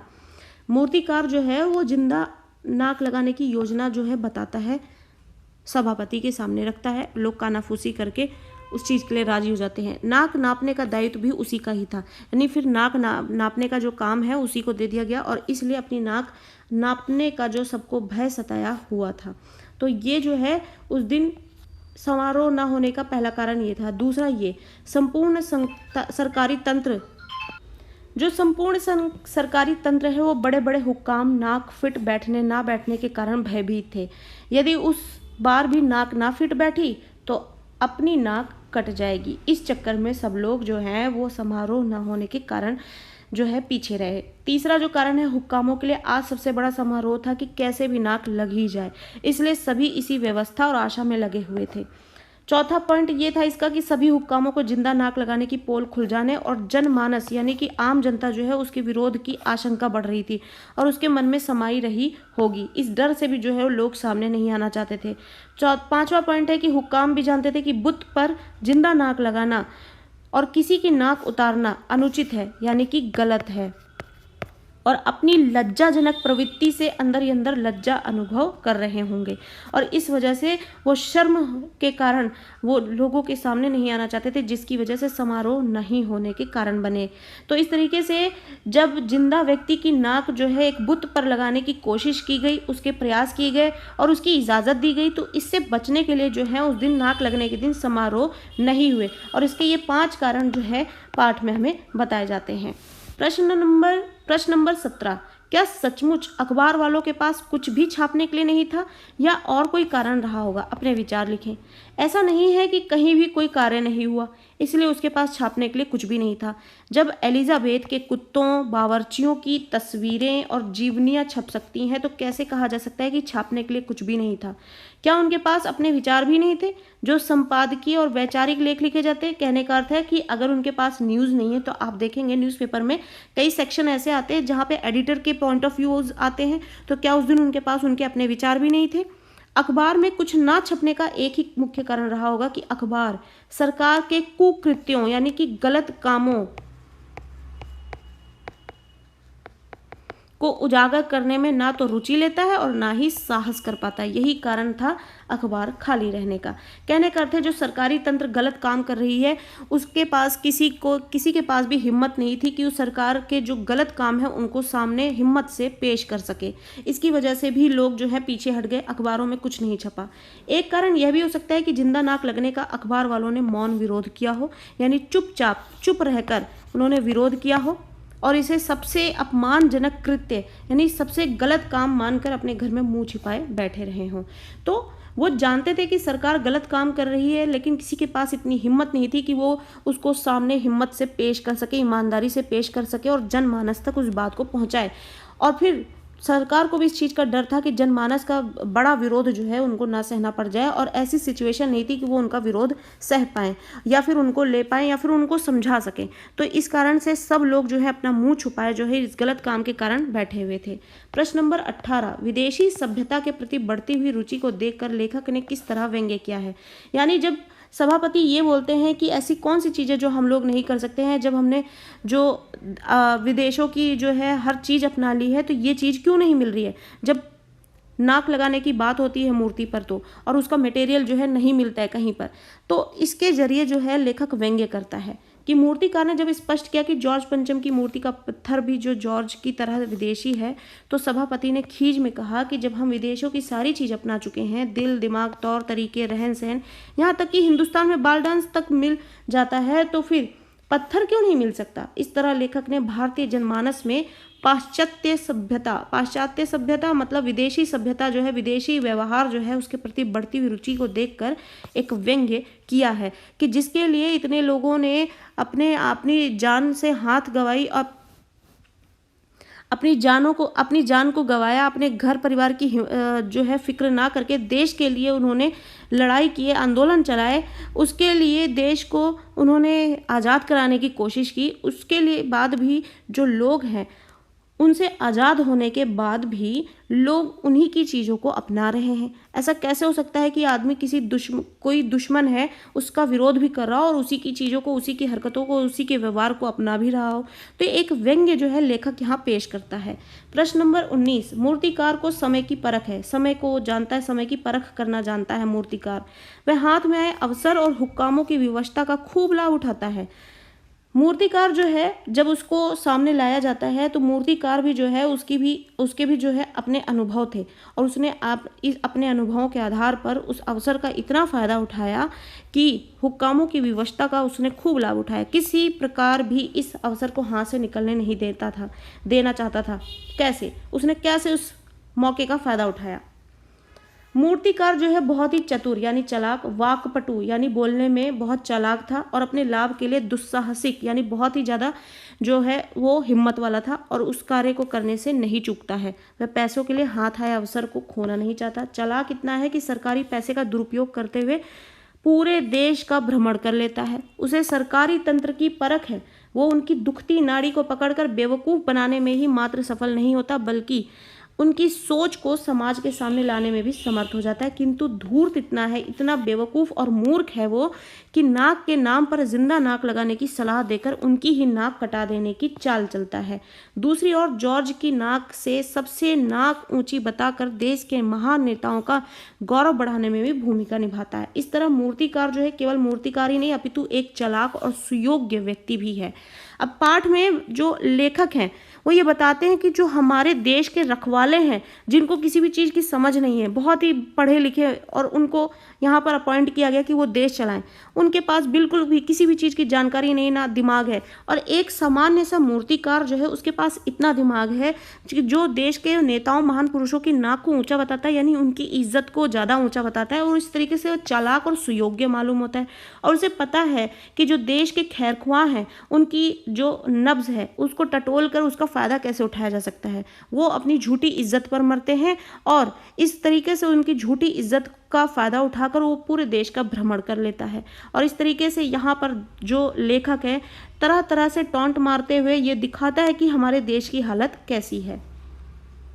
प्रश्न नंबर 20, जॉर्ज पंचम की मूर्ति का पत्थर जो है वो विदेशी है। ये जानकर सभापति ने जो उद्गार व्यक्त किया उससे क्या स्पष्ट होता है? जॉर्ज पंचम की जो मूर्ति बनी है वो पत्थर भी जो है वो विदेशी था। इससे जो है लेखक क्या बताना चाहता है? सभापति को पता चला कि जॉर्ज की मूर्ति का पत्थर जो है वो भी विदेशी है, वह अपने देश में उपलब्ध नहीं है, तो अपनी भावनाओं को व्यक्त किया। जब हम अपने जीवन में हर प्रकार की विदेशी वस्तु का प्रयोग कर रहे हैं और जॉर्ज भी विदेशी हैं, तो फिर विदेशी पत्थर भारत में क्यों नहीं लाया गया? पत्थर तो सामान्य चीज़ है, विदेशी पत्थरों को भी भारत में लाना चाहिए, इसका उपयोग करना चाहिए। यदि आज विदेशी पत्थर भी यहाँ होता तो नाक के लिए ये दिन ना देखने पड़ते, मूर्तिकार को इतनी मेहनत नहीं करनी पड़ती। और इस तरीके से जो ये सभापति है उसने अपने ये विचार जो है व्यक्त किए देश के प्रति कि उसको जब देश ने विदेशों की हर चीज़ को अपना लिया है तो पत्थर तो वो मामूली सी चीज़ है, तो उसको क्यों नहीं लाया। यानी वो देश के कण कण को विदेशी बना देना चाहता है, देश का जो अपना असल अस्तित्व है उसको खत्म ही कर देना चाहता है। प्रश्न नंबर 21, सरकारी दफ्तरों के क्लर्कों में उत्तरदायित्व का अभाव दिखाई देता है। यानी जो सरकारी दफ्तर हैं उसमें जो क्लर्क हैं उनकी जो जिम्मेदारी है वो उसमें उसका अभाव दिखता है, कमी दिखती है। कैसे? ये कौन से पॉइंट से पता चलता है हमें पाठ में जो लेखक बताते हैं? सरकारी दफ्तरों के जो क्लर्क हैं उनमें दायित्व का प्रायः अभाव दिखता है। वे प्रमुख और करने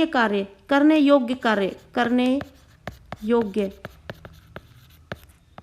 कार्य से बचना चाहते हैं। आप देखते ही हैं सरकारी दफ्तरों में जाएं आप, कितना ढीला काम चलता है। अब वहाँ पर आम जनता जो है वो सिर्फ परेशान होती है।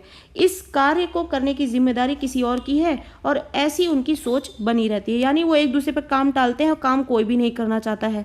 मूर्तिकार ने लाट के बारे में पूछा कि ये लाट कब बनी, कहाँ बनी। ऐसे प्रश्न पूछने पर वे एक दूसरे की ओर ताकते हैं और हर एक की नज़र यही कहती है कि यह जिम्मेदारी तो तुम्हारी है, तुम्हारी थी। इस तरह ठीकरा जो है हर कोई एक दूसरे के ऊपर जो है इसका जो जिम्मेदारी है या फिर जो इल्ज़ाम है वो एक दूसरे पर फोड़ना चाहते हैं, एक दूसरे पर फोड़ा जाता है। अंत में ये गाज जो है वो छोटे कर्मचारी पर आकर गिरती है। कहने का अर्थ है कि सरकारी दफ्तरों में ऐसा ही होता है कि कोई भी अपना काम समय पर नहीं करना चाहता, ना जिम्मेदारी लेना चाहता है, और कभी ऐसा वक्त आता है जहां उसको अपनी जिम्मेदारी की परफॉर्मेंस देनी होती है तो एक दूसरे पर सबको जो ये कमी होती है उसका जो झूठ होता है या फिर इल्ज़ाम होता है वो एक दूसरे पर थोपते हुए नजर आते हैं और वो इल्ज़ाम जाकर गिरता है छोटे कर्मचारियों पर, और जो कि हमें पाठ में दिखाया गया है। प्रश्न नंबर 22, जॉर्ज पंचम की नाक पाठ के आधार पर उन नकारात्मक मूल्यों का उल्लेख कीजिए जिनके कारण आपाधापी की स्थिति उत्पन्न हो गई थी। आपाधापी का मतलब ये है कि समय कम था, नाक जो है उसका कोई इंतज़ाम नहीं हो पा रहा था कि किस तरीके से मूर्ति जो है पूरी की जाए। तो ये स्थिति क्यों पैदा हुई? एक तो हम देखते हैं कि सरकारी कामकाज जो है इतने ढीले रहते हैं, तो यही दिखाया गया है कि किस तरीके से पाठ के आधार पर नकारात्मक मूल्य जो है हमारे देश के, वो नेगेटिव पॉइंट्स जो हैं वो किस तरीके से प्रेजेंट किए गए हैं पाठ में। तो वो नेगेटिव पॉइंट्स जो है कौन कौन से बताए गए हैं, वो स्थिति क्यों उत्पन्न होती है, वो सारी चीज़ें हमें बतानी है।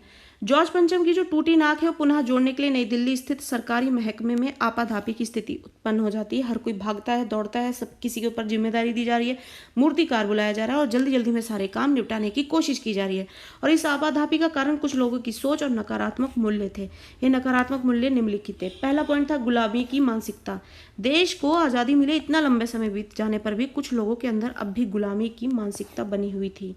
दूसरा पॉइंट ये कि निर्णय क्षमता की कमी, निर्णय नहीं ले पाते हैं लोग। सरकारी कर्मचारियों की अक्षमता, यानी वो सक्षम लोग नहीं हैं, ऐसे लोग जाके बैठे हुए हैं वहाँ पर। और कमेटी के हुक्कामों के निर्णय लेने की अक्षमता के कारण ये आपाधापी मची हुई थी। तीसरा पॉइंट गैर जिम्मेदाराना व्यवहार, यानी लोग अपनी जिम्मेदारी को समय से नहीं निभाते, वो गैर जिम्मेदाराना व्यवहार जो है इसका कारण बनता है। सरकारी क्लर्क के गैर जिम्मेदाराना व्यवहार के कारण वो फाइल खो चुकी थी, जिससे जॉर्ज पंचम की लाट का विवरण था। या फिर चौथा पॉइंट जो है देशभक्तों का अपमान, जो देशभक्त हैं हमारे, उनका जो है अपमान इसका एक कारण बनता है कि मूर्तिकार द्वारा भारत के विभिन्न प्रांतों में जाकर शहीद देशभक्तों की नाक नापना उनके त्याग एवं बलिदान का अपमान होता है। और ये सारे कारण जो है बनते हैं नकारात्मक मूल्यों को पेश करने के। प्रश्न नंबर 23, देश को मिली आज़ादी में देशभक्तों एवं शहीदों का सर्वाधिक योगदान है। हम सभी को मालूम है कि देश आज़ाद हुआ है जिसके पीछे जो हमारे देशभक्त थे और जो हमारे शहीद थे उन्हीं का सबसे बड़ा योगदान है। जॉर्ज पंचम की नागपाट के आधार पर बताइए कि लेखक ने उनका उल्लेख किन गुणों के कारण किया है, और लेखक ने उनका उल्लेख कैसे कैसे किया है ये हमें बताना है। पहला पॉइंट देशभक्ति की प्रबलता, यानी देशभक्ति का जो भाव है वो प्रबल रूप में जोर शोर से होता है। देशभक्तों एवं शहीदों में देशभक्ति की भावना जो है वो कूट कूट कर भरी थी। दूसरा पॉइंट राष्ट्र के स्वाभिमान की समझ, यानी जो देश का जो अभिमान है उसकी समझ होना जो है वो उसका योगदान को हमें परिलक्षित करता है या फिर दिखाता है। राष्ट्र का जो स्वाभिमान है उनके लिए इन शहीदों ने अपने जीवन की परवाह नहीं की। जो शहीद हैं उन्होंने अपने घर परिवार की चिंता नहीं की। अगर वो भी अपने घर परिवार की चिंता करते तो वो भी अपने घरों में बैठे मिलते, वो शहीद ना होते और ना हमारा देश आज़ाद होता। तीसरा पॉइंट राष्ट्र की पुकार में शामिल, देशभक्तों ने सब कुछ अनसुना करके राष्ट्र की पुकार में स्वयं को संलग्न यानी जोड़ लिया, शामिल कर लिया। चौथा पॉइंट राष्ट्रहित की सर्वोपरि समझ, कि उन्होंने सबसे ऊपर जो चीज रखी वो ये कि देश के लिए ही अपने आप को समर्पित करना। देशभक्तों के लिए राष्ट्रहित ही सर्वोपरि था, यानी कि जो लोग देश के भक्त होते हैं वो अपने देश के लिए ही सब कुछ जो है वो देश के लिए ही होता है। उनके लिए राष्ट्रहित के सामने सब कुछ तुच्छ यानी कि बेकार होता है। तो इस तरीके से ये सारे पॉइंट जो है ये बताते हैं कि हमारे जो देशभक्त और शहीद हैं उनका योगदान जो है सर्वाधिक सबसे ज़्यादा इम्पॉर्टेंट क्यों है, क्योंकि उनमें ये सारे भाव होते हैं, वो देश को सबसे ऊपर रखते हैं। प्रश्न नंबर 24, जॉर्ज पंचम की नागपाट के आधार पर बताइए कि आप किन किन गुणों को अपनाना चाहेंगे। पाठ में हमें जिन अच्छे गुणों की बात की गई है और उन गुणों को, कौन से गुणों को आप अपनाना चाहेंगे। पहला पॉइंट शहीदों का सम्मान हमें करना चाहिए। मैं शहीदों का सम्मान करूंगा जिनके कारण ये अनमोल आज़ादी मिली है। दूसरा पॉइंट राष्ट्रीय स्वाभिमान का ध्यान, हमारे देश की जो इज्जत है, उसका अभिमान है, उसका हमें ध्यान रखना चाहिए। मैं देश के स्वाभिमान का सदैव ध्यान रखूंगा तथा किसी भी कीमत पर इस पर आँच नहीं आने दूंगा। तीसरा पॉइंट गुलामी की मानसिकता का त्याग, यानी हम भारत जो है अपने आप को आज़ाद कर चुका है, उसके बाद भी विदेशी व्यवहार को अपना कर बैठा हुआ है और जो चीज़ें बची हैं उनको भी अपनाना चाहता है। तो ये गुलामी की मानसिकता ही है कि जिसके पीछे हमने इतनी मेहनत करके देश को आज़ाद किया, आज भी उन चीज़ों को अपना कर बैठे हुए हैं। तो ये गुलामी की मानसिकता है। मैं गुलामी की मानसिकता त्याग कर विदेशियों का उतना ही आदर सत्कार करूंगा जितना कि आवश्यक है, जितना जरूरी है उतना ही आदर सत्कार करें। चौथा पॉइंट दृढ़ निर्णय की क्षमता, यानी कि हमें हिम्मत से किसी भी निर्णय को लेने की क्षमता होनी चाहिए।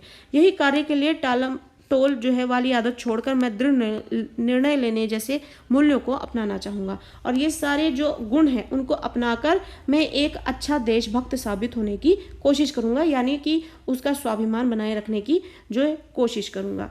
और इस तरीके से यहाँ पर हमने जो इतने गुण पढ़े हैं वो अपनाकर हम एक अच्छे देशभक्त बनने की कोशिश करेंगे। प्रश्न नंबर 25, लानत है आपकी अकल पर, विदेशों की सारी चीज़ें हम अपना चुके हैं, दिल दिमाग तौर तरीके और रहन सहन। सभापति की यह स्वीकार उक्ति, यानी ये स्वीकार कर ली गई बात जो है हमारी संस्कृति के लिए कितनी हानिकारक है। यानी वो इतनी हिम्मत से बात बोल रहे हैं कि हमने तो विदेशों की सारी चीज़ें अपना लिया, जैसे कि दिल दिमाग तौर तरीके और रहन सहन, तो फिर ये पत्थर क्यों नहीं मिल रहा है। तो ये सारी बातें जो है हमारी संस्कृति के लिए कितनी हानिकारक हैं, जीवन मूल्यों को ध्यान में रखकर स्पष्ट कीजिए। जॉर्ज पंचम की मूर्ति की नाक के लिए जब हिंदुस्तान में पत्थर ना मिला तो मूर्तिकार ने बताया कि ये पत्थर विदेशी है। यह सुनकर सभापति ने कहा कि विदेशों की सारी चीज़ें, दिल दिमाग तौर तरीके और रहन सहन तो हम अपना ही चुके हैं। विशेष रूप से युवा वर्ग तो विदेश की हर वस्तु को बिना सोचे समझे अपना रहा है। आप देखेंगे युवा वर्ग जो है बाहर के सारे ब्रांड्स को अपनाता है, उन्हीं से चीज़ें लेता है, उन्हीं की चीज़ों से अपने स्टैंडर्ड को मेंटेन रखना चाहता है।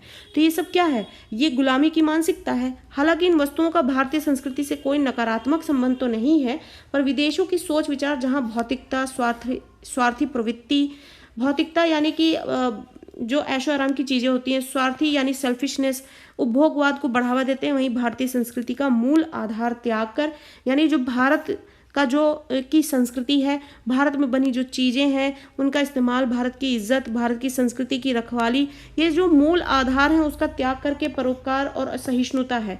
विदेशी सोच अपनाने से भारतीय संस्कृति के उदात्त यानी कि ऊंचे मूल्यों में कमी आ रही है। जब हम विदेशी सोच अपनाएंगे तो इससे हमारे जो भारतीय मूल्य हैं उनमें कमी आ जाएगी, लोग उनको कम पूछेंगे, उनको कम अपनाएंगे। इससे लोग जो है आत्म केंद्रित होकर विश्व बंधुत्व की भावना खोते जा रहे हैं, यानी लोग सिर्फ अपने पर फोकस्ड हो रहे हैं और इससे विश्व बंधुत्व यानी हमारे ही देश में जो भाईचारा है वही उसी की भावना खत्म होती जा रही है। और इस तरीके से विदेशों की चीज़ें, विदेश से आज़ादी, हम भारत जो है अपने आप को आज़ाद करने के बाद भी विदेशी चीज़ों को अपनाता है किसी भी तरीके से। अब चाहे आप अपने ऐशो आराम की चीज़ें ले रहे हो, चाहे आप कपड़े पहनने वाले कपड़े ले रहे हो या खाने पीने की चीज़ें ले रहे हो, आप अपने शौक़ को पूरा कर रहे हैं और सिर्फ उन्हीं चीज़ों को अपना रहे हैं जो विदेशी हो या फिर बाहरी हो। अगर आप भारतीय चीज़ों को नहीं अपना रहे हैं तो कहीं ना कहीं आप अपने भारतीय संस्कृति को या अपने मूल्यों को नुकसान पहुंचा रहे हैं। प्रश्न नंबर 26, फाइलें सब कुछ हजम कर चुकी हैं। यह कथन कार्यालयों की मौजूदा व्यवस्था पर चोट करने वाला है। इसके आलोक में बताइए कि क्लर्कों में किन किन मूल्यों का अभाव दिखाई देता है। सबसे पहले क्लर्क में जो जिम्मेदारी की जो अभाव है वो हमें बताना है। दूसरी बात कि फाइलें सब कुछ हजम कर चुकी हैं, तो इस बात से हमें क्या चीज़ें यहाँ पर किस सेंस में जो है टॉन्ट मारता हुआ लेखक दिखाई दे रहा है। जॉर्ज पंचम की मूर्ति की नाक लगाने के लिए मूर्तिकार ने जब फाइलों से मूर्ति के पत्थर संबंधी जानकारी प्राप्त करनी चाहिए तो क्लर्क ने कहा कि फाइलें सब कुछ हजम कर चुकी हैं। जब मूर्तिकार ने ये पूछा कि इसमें किस चीज़ का कौन सा मटेरियल यूज़ हुआ है, कहाँ का मटेरियल यूज़ किया हुआ है, तो किसी को इस बात की जानकारी नहीं थी। फिर एक क्लर्क को बुलाया गया जिसको जिम्मेदारी दी गई कि इसको जानकारी दीजिए। तो क्लर्क ने अपनी कोशिशें की और वो आकर बताता है कि फाइलें सब कुछ हजम कर चुकी हैं, यानी फाइलें गायब हो चुकी है। जिम्मेदारी नहीं है किसी की, किसी ने अपनी जिम्मेदारी को ढंग से नहीं निभाया, फाइलों की हिफाजत नहीं की। उसका ये कथन जहां एक और कार्यालयों की मौजूदा कार्य प्रणाली पर सवाल खड़ा करता है, वहीं क्लर्कों में मूल्यों के अभाव की ओर भी संकेत करता है। यानी आप देखते हैं सरकारी कामकाज कैसे होते हैं, आम जनता कितनी परेशान होती है, फाइलों की जो इज्जत है वो हम सब जानते हैं और किस तरीके से फाइलों की भीड़ लगी रहती है और उसमें वो दीमकें लग जाती हैं और वो गायब हो जाती हैं। इसी तरीके से फाइलों का सब कुछ हजम कर जाना क्लर्कों में उत्तरदायित्व की भावना की कमी का भी द्योतक है, कारण है, यानी कि वो अपना उत्तरदायित्व की भावना को खत्म करते जा रहे हैं। इसके अलावा ये कथन अपनी जिम्मेदारी से बचना, कार्य के प्रति लापरवाही, कार्य के प्रति लगाव की कमी, देश प्रेम का अभाव, निर्णय लेने की क्षमता की कमी तथा आपसी सहयोग की भी कमी को दर्शाता है। ओवरऑल आप कह सकते हैं कि लोग सिर्फ और सिर्फ फायदा उठा रहे हैं, सरकारी दफ्तरों में अपने आप को अपॉइंट करवा के पैसे कमा रहे हैं, फ़ायदा उठा रहे हैं, लेकिन अपनी जो जिम्मेदारी, अपना जो काम है उसको सही तरीके से नहीं कर रहे हैं। प्रश्न नंबर 27, जॉर्ज पंचम की नाक पाठ के माध्यम से लेखक ने विदेशी सभ्यता के प्रति बढ़ती हुई रुचि को देखकर क्या व्यंग्य किया है। लोग विदेशी चीज़ों के पीछे ज़्यादा भाग रहे हैं, तो इसको देखकर जो है लेखक क्या टॉन्ट करते हैं। मूर्तिकार ने जब स्पष्ट किया कि जॉर्ज पंचम की मूर्ति का पत्थर भी जॉर्ज की तरह ही विदेशी है, तो सभापति ने खीज में कहा कि जब हम विदेशों की सारी चीज़ अपना चुके हैं, दिल, दिमाग, तौर तरीके, रहन सहन, यहाँ तक कि हिंदुस्तान में बाल डांस भी तक मिल जाता है, तो पत्थर क्यों नहीं मिल सकता। इस तरह लेखक ने भारतीय जनमानस में पाश्चात्य सभ्यता के प्रति बढ़ती हुई रुचि को देखकर व्यंग्य किया है कि जिस चीज़ से भारत को आज़ाद होने में इतना समय लग गया है, वो आज़ाद होने के बाद उसी चीज़ को अपनाने में लगा हुआ है। तो ये एक टॉन्ट किया है लेखक ने यहाँ पर। प्रश्न नंबर 28, जॉर्ज पंचम की लाट पर किसी भी भारतीय नेता, यहाँ तक कि भारतीय बच्चे की नाक फिट ना होने की बात से लेखक किस ओर संकेत करता है, इस बारे में आप क्या सोचते हैं। जब मूर्तिकार के माध्यम से लेखक अपने विचार सामने लाता है, यानी मूर्तिकार के माध्यम से लेखक जो है इनडायरेक्ट वे में अपने विचार सामने रखता है। जब मूर्तिकार ये बोलता है ना ही किसी बड़े नेता की नाक फिट हो रही है और ना ही किसी बच्चे की, यानी यहाँ पर बच्चे की भी इज्जत जो है एक विदेशी व्यक्ति की इज्जत से ज़्यादा बड़ी है, क्योंकि ये हमारे देश का वासी है। तो लेखक जो है मूर्तिकार के माध्यम से ये बात बोलना चाहता है कि अपने देश का हर एक वासी जो है वो उसकी इज्जत ज़्यादा सबसे बड़ी है। और महान पुरुष और जो हमारे जो शहीद हैं, ये जो सारे हैं, इनकी तो अपनी एक अलग ही इज्जत है, क्योंकि इन्होंने देश के लिए ना जाने क्या नहीं किया। शहीद होना कोई आम बात नहीं है, कोई अपने घर परिवार को नज़रअंदाज करके देश को ऊपर रखता है, तभी वो शहीद होता है और देश को आगे बढ़ाने के लिए हिम्मत करता है। तो लेखक जो है मूर्तिकार के माध्यम से बताना चाहते हैं कि देश का बच्चा भी जो है उसकी इज्जत सबसे बड़ी है किसी विदेशी के सामने। तो जॉर्ज पंचम की लाट पर किसी भी भारतीय नेता, यहाँ तक कि भारतीय बच्चे की नाक फिट ना होने की बात से लेखक का संकेत है कि जिस जॉर्ज पंचम की नाक के लिए सरकारी तंत्र के सभी हुक्मरान जो है चिंतित हैं, उनकी नाक तो अपने देश के लिए शहीद हुए बच्चों की नाक से भी छोटी थी। यानी कि वही बात है कि शहीद हुए जो बच्चे हैं उनकी नाक से भी जो छोटी, बच्चों का जब शरीर आकार ही अभी छोटा है तो नाक भी छोटी होगी, लेकिन यहाँ पर नाक का अर्थ जो है इज्जत से है।